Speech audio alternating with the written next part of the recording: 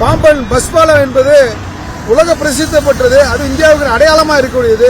இந்த பாலம் கடந்த சில மாதங்களாக இருளிலே மூழ்கி இருக்கு. விளக்குகள் எல்லாம் இருக்கு, ஆனா விளக்குகள் எரிய மாட்டேங்குது. இந்த பாலத்தை பொறுத்தவரை பாத்தீங்கன்னா இந்த பாலத்தை சுத்தி பார்க்கறதுக்கு ஆயிரக்கணக்கான சுற்றுப்பயணிகள் டெய்லி வர்றாங்க. இதுல ஆயிரக்கணக்கான வாகனங்கள் வருது.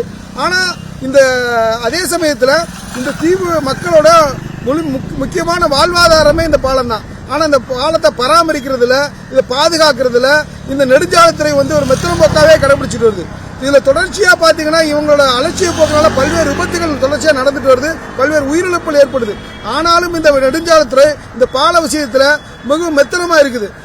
அதனால உடனடியாக தமிழக அரசு இந்த விஷயத்தை தலையிட்டு இந்த பாம்பன் பாலத்தை பாதுகாக்கிறதுக்கும், இந்த பாம்பன் பாலத்தை விளக்குகள் போட்டு எரிய செய்து இந்த பாம்பன் பாலத்தை சிறப்பாக பராமரிக்கிறதுக்கான ஆவணங்களை தமிழக அரசு செய்யணும்னு சொல்லி கேட்டுக்கிறேன். செய்திகளை உடனுக்குடனும் துல்லியமாகவும் தெரிந்து கொள்ள சப்ஸ்கிரைப் பண்ணுங்க.